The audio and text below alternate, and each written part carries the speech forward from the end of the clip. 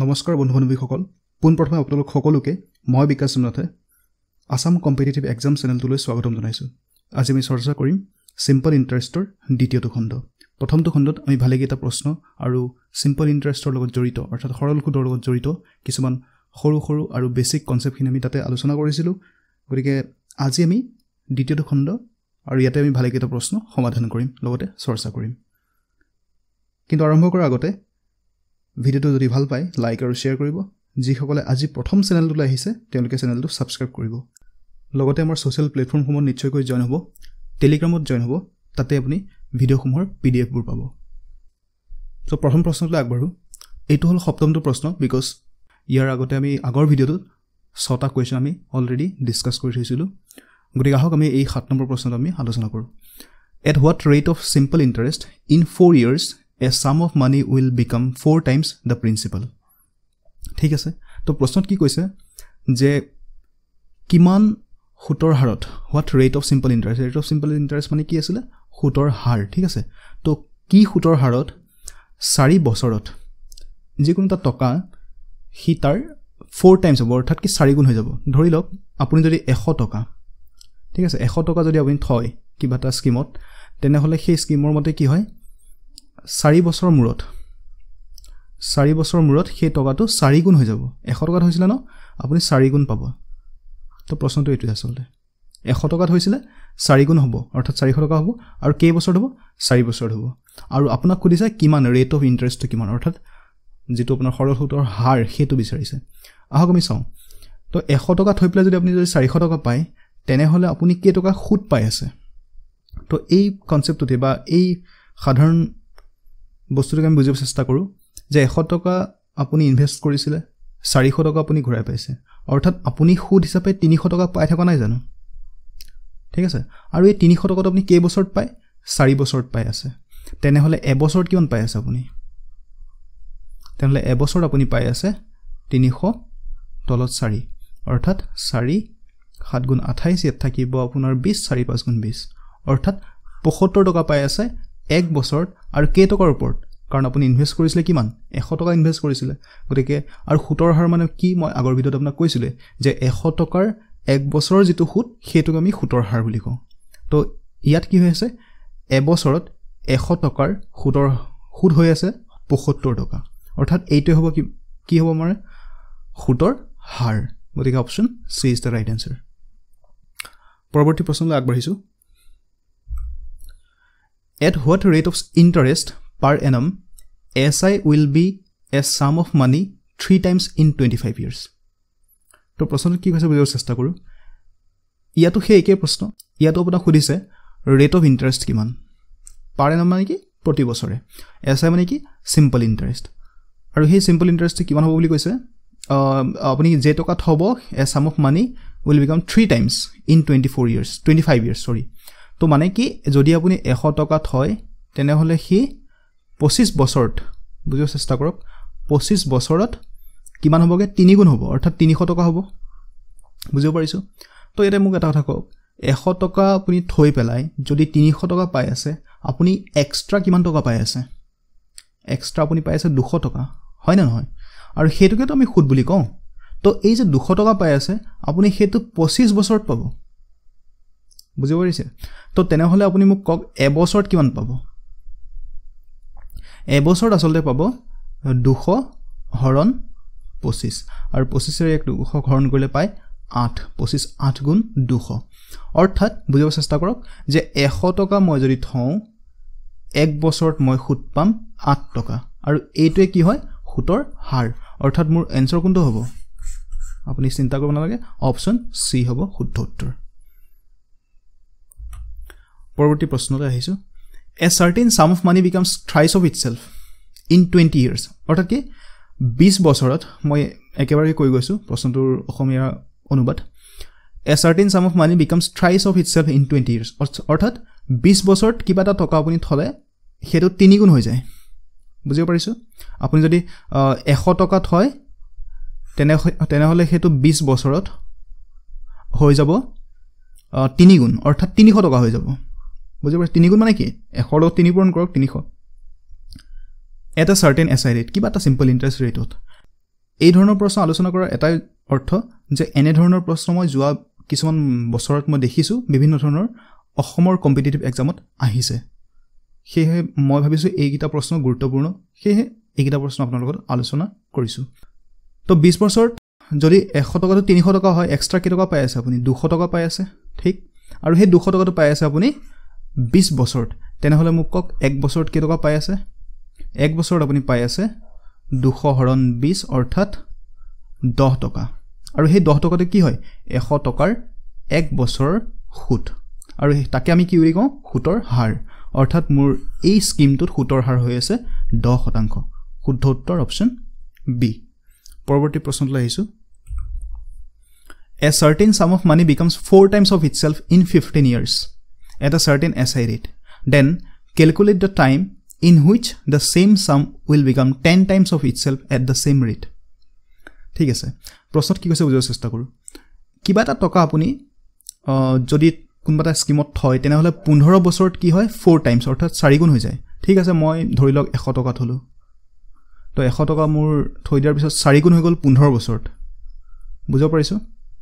4 গুণ মানে কিমান 400 টকা হ'ব ঠিক আছে তেনেহলে সুত কেই টকা হৈ আছে মই কেই টকা পাই আছো এক্সট্ৰা সুত 300 টকা পাই আছো তেনেহলে মই সুতৰ হাৰটো ওলাব পাৰিম 300 হৰণ 15 এইটো কৰিলেতো হৈ যায় 1 বছৰ যেটো হয়গে অৰ্থাৎ মোৰ হৈ যাব 20% ঠিক আছে এতিয়া প্ৰশ্নত কি সুধিছে দেন তেতিয়াহলে calculate the time in which da same sum will became 10 times অৰ্থাৎ সেই একেখিনি টকা 100 টকা মই থৈছিলো আৰু সেই 100 টকাটো মই এখিনি এড কৰিম মোৰ কিমান হ'ব লাগিব 10 গুণ হ'ব লাগিব ইয়াত কৈছে কি আকবাৰ মই কৈছো যে ক্যালকুলেট দা টাইম কিমান বছৰত এবাৰ আপোনাক সুধিছে কিমান বছৰত সেই টকাখিনি 10 গুণ হ'বগে অৰ্থাৎ 1 বছৰ 20 টকা পাই আছে 100 টকাৰ 10 গুণ কিমান 1000 নহয় জানো তো 100 টকাৰ কিমান হ'ব লাগিব 1000 হ'ব লাগিব মানে সুত কেই টকা পাব লাগিব কি 900 টকা পাব লাগিব আৰু সুতৰ হাৰটো কিমান দিছে 20% অৰ্থাৎ 1 বছৰত সি 20 টকাকে পায় তো 900 টকা পাবলৈ কাৰণে কেই বছৰ অপেক্ষা কৰিব লাগিব যদি প্ৰতি বছৰে 20 টকাকে পায় তেনেহলে শুদ্ধ উত্তৰ হৈ যাব কিমান 45 বছৰ অৰ্থাৎ 45 বছৰ বুজি পাৰিছে তো 900 কি কৰিছো 900 টকা সুত পাব লাগিব আৰু প্ৰতি বছৰে 20 টকা কৈ পায় 20% মানে কি 100 টকাৰ 1 বছৰৰ সুত 20 টকা অৰ্থাৎ 20 টকা প্ৰতি বছৰে পায় আৰু 900 টকা পাবলৈ কাৰণে তাক কিমান সময় অপেক্ষা কৰিব লাগিব 45 বছৰ গৰে শুদ্ধ উত্তৰটো হ'ব অপচন বি আশা কৰিছো বুজিব পাৰিছে নেক্সট কোৱেশ্চন আহিছো অলপমান বেলেগ ধৰণৰ প্ৰশ্ন if the SI on a certain sum of money 6 whole 2/3% অৰ্থাৎ 6 সমস্ত 3/2% per annum প্ৰতি বছৰ for 4 years is rupees 4400 less than principal find the principal মানে কি কৈছে বুজক কিবা এটা স্কিম এটা আছে তাতে আপুনি টকা থয় আৰু তাৰ যেটো সুতৰ হাৰ হেতু হল 6 সমস্ত 3/2% প্ৰতি বছৰে আৰু তাত টকা থৰ ফলত 4 বছৰৰ মূৰত যেটো সুত পাব সেই সুতটো কি হল আপুনি যিমান টকা থৈছিলে তাতকে 4400 টকা কম মই আকবাৰ কৈছো যে সেই স্কিমটোত সুতৰ হাৰটো দি আছে এটো আৰু সময় হল 4 বছৰ আৰু তেনেকাকে কিবা এটা টকা থওঁতে আমি নাজানো হেতু আমাক খুদিছে ইনফেক্ট যেটো টকা থব হেতু আমাক উলিয়াব কৈছে তো কিবা এটা টকা থওঁতে যেটো সুত পালে সেই সুতটো কি হল যিমান টকা থয় তাতকে 4400 টকা কম হয় সুতটো বুজি পাৰিছে মানে ধৰক মই এটা एग्जांपल লৈ বুজাম আপোনালোকক ঠিক আছে আৰু एग्जांपल মানে হেতুৱে সলিউশন আচলতে হেতু সমাধান ঠিক আছে সমাধান কৰাৰ উদাহৰণ মানে সমাধানৰ ফালৰ পৰা আমি বুজিব চেষ্টা কৰো যে প্ৰশ্নটো আসলতে কি কব বিচাৰিছে অলপ বুলুটাকে আমি গতি কৰিছো 6 সমস্ত 3/2% ইয়াৰ অৰ্থটো কি বাৰু 6 সমস্ত 3/2% প্ৰথমতে ইয়াৰ অৰ্থটো বুজিব চেষ্টা কৰা হওক তো শতাংশ মানে কি হয় 100 কিমান ঠিক আছে শতাংশ শত অংশ মানে কি 100 কিমান অংশ ঠিক আছে তো শতাংশ যত দেখিব তাত সদায় হৰণ 100 ৰাখিব ঠিক আছে ইয়াতে আমি হৰণ 100 আছে বুলি মনতে কল্পনা কৰি লৈছো তাৰ আগতে আমি কি কৰিলো এটো যেহেতু মিশ্ৰ ভগ্নাংশ হৈ আছে আমি ইয়াক সিম্পল ফৰ্মুলা লৈ যাও 3 6 গুণ 18 18 2 20 ইমান শতাংশ নহয় জানো তাৰ মানে কিমান হৰণ 100 ঠিক আছে আৰু হৰণ চিনটো নেক্সট স্টেপত কি হৈ যাব হৰণ চিনটো নেক্সট স্টেপত হৈ যাব পূৰণ আৰু 100 টো কি হৈ যাব এটো হ'ব ঠিক আছে তো 20 এর কেইবাৰ গল 5 বাৰ গল অৰ্থাৎ কিমান 15/1 তো এই গোটেইখিনি মই মুছি লওঁ 6 সমস্ত 3 ভাগৰ 2 শতাংশ মানে আসলতে 15 ভাগৰ 1 এই শতাংশখিনি মনত ৰাখিব লাগে আসলতে যে কিমান শতাংশ মানে কিমান হয় ভগ্নাংশৰ ফৰ্মটো কিমান পাৰ্চেন্টেজ টু ফ্ৰেকশন তেতিয়া কি বস্তুবিলাক বুজিবৰ কাৰণে সহজ হয় ইমান শতাংশ মানে হল 15 ভাগৰ 1 অৰ্থাৎ ইয়াৰ অৰ্থটো এইটোৱে যে আপুনি যদি 15 টকাত হয় তেনেহলে 1 বছৰ যেটো সুদ হ'ব হেতু হ'ব 1 টকা সুতৰ হাৰৰ আমি হেতু ধাৰণা ল'ব পাৰো আচ্ছা ঠিক আছে 4 বছৰ বৰ কি টকা হ'ব যদি 15 টকাৰ সুদ 1 বছৰ 1 টকা হয় তেনেহলে 4 বছৰত ডেফিনেটলি কি টকা হ'ব 4 টকা হ'ব ঠিক আছে তো এটো হল সুদ এটো কি সুদ এসআই বুলি লিখিছো আৰু এটো কি প্ৰিন্সিপাল মানে কি মূলধন তো এটো মূলধন আৰু এটো সুদ আমাক প্ৰশ্নত কিবা এটা সম্পৰ্ক এটা দিছিলে যে যেটো সুদ হয় সেই সুদটো কি হয় মূলধনতকে 4400 টকা কম এই সুদটো মূলধনতকে 4400 টকা কম আচ্ছা ইয়াত বৰ কিমান কম হৈ আছে আমি যদি এই ঘটনাটো আমি আলোচনা কৰো যে ইয়াত কে টকা কম হৈ আছে যেহেতু 15 টকা মূলধন 4 টকা সুদ অৰ্থাৎ ইয়াত কমি আছে কিমান 11 টকা কমি আছে 15 4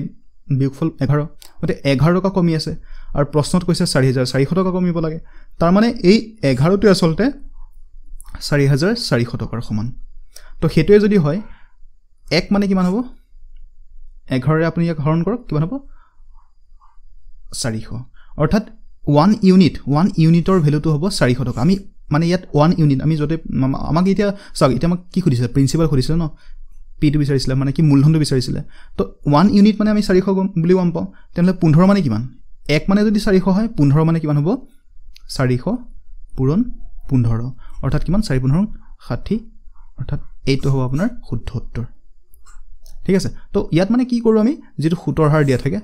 তাক আমি ভগ্নাংশৰ ফৰ্মত নিললো তাৰ পৰা আমি এটা সম্পৰ্ক এটা উলিয়ালো আমাক প্ৰশ্নত দিয়া মতে তো 15 টকা যদি মূলধন হয় তেনে 4 টকা সুদ হ'ব আৰু সেইমতে সুদটো মূলধনতকৈ কিমান কম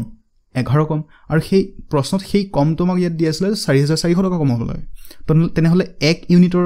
মানটো হ'বগে 400 টকা কেনেকৈ কাৰণ 11 আমি হৰণ কৰিলো তো 400 হ'ল গতিকে 15 মানে কিমান হ'ব যদি 1 মানে 400 হয় তেনে 15 মানে হ'ব 15 পূৰণ 400 অৰ্থাৎ 6000 ঠিক আছে পৰৱৰ্তী প্ৰশ্ন আহিছো আৰু এইটো হ'ব অন্তিমটো প্ৰশ্ন if the SI on a certain sum of money at 11 whole 1/9% per annum for 7 years is rupees 3400 less than the principal find the amount মানে কি হেকে প্ৰশ্ন যদি সেই সিম্পল ইন্টাৰেষ্টটো এই এটো স্কিমত যেটো স্কিমত আপোনাৰ সুতৰ হাৰটো 11 সমস্ত 9 ভাগৰ 1% হয় আৰু তাত যদি আপুনি 7 বছৰ কাৰণে থয় তেনেহলে সেই সুদটো হয়গে মূলধনতকে কিমান কম হয় 3400 টকা কম হয়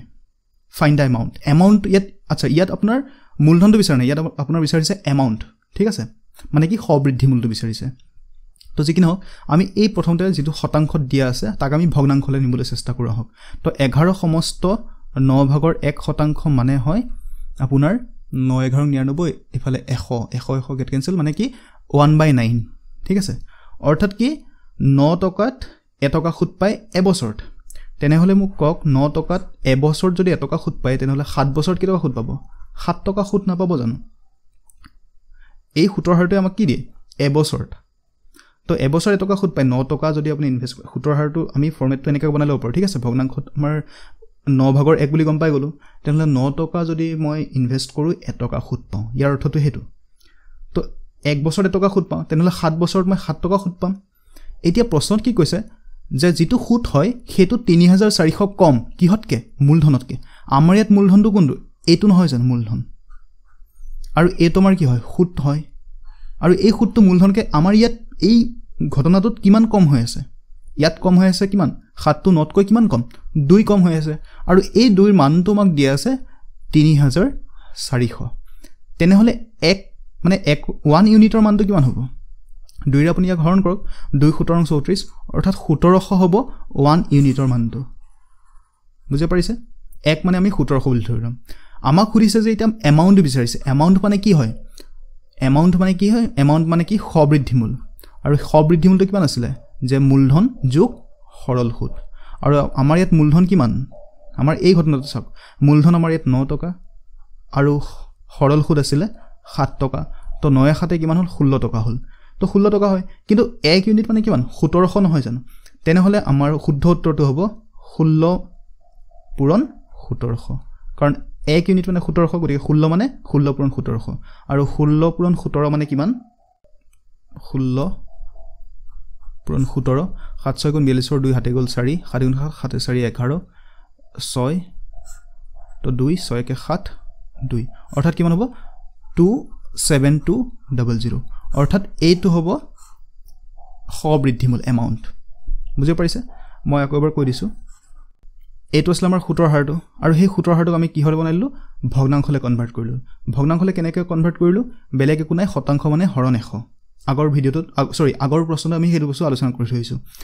আৰু এইটোৱে যদি হয় তাৰ মানে কি 9 টকা আপুনি ইনভেষ্ট কৰিলে 1 টকা সুদ পায় 1 বছৰত তেনে 7 বছৰত প্ৰশ্নত কাৰণ 7 বছৰৰ কথা কৈ আছে গতিকে 7 বছৰত আপুনি 9 টকাত কেই টকা সুদ পাব 7 টকা সুদ পাব আৰু সেই সুদটো প্ৰশ্নত কৈছে 3400 টকা কম হ'ব লাগে আৰু আমাৰ ইয়াত হৈছে 2 টকা কম আৰু সেই দুইটোৱে আচলতে 3400 টকাৰ সমান আৰু দুইটো যদি 3400 টকাৰ সমান তেনে 1 মানে হ'ব 1700 সমান এটো কেনেকৈ পালো 2 ৰে হৰণ কৰিছো ঠিক আছে এক ঐকিক পদ্ধতি আৰু আমাৰ ইয়াত সবৃদ্ধিমূল অৰ্থাৎ এমাউণ্ট হৈ আছে 9 7 কিমান 16 হৈ আছে আৰু 1 ইউনিট মানে 1700 গতিকে 16 মানে কিমান হ'ব 16 পূৰণ 1700 অৰ্থাৎ 2,72,000 টকা শুদ্ধ উত্তৰ অপচন ডি তেনেহ'লে আজিলৈ ইমানতে সামৰিছোঁ আমি পৰৱৰ্তী ভিডিঅ'ত হয়তো কম্পাউণ্ড ইণ্টাৰেষ্ট তাৰ বিষয়ে আমি আলোচনা কৰিম ধন্যবাদ ভিডিঅ'টো যদি ভাল পায় শ্বেয়াৰ কৰিব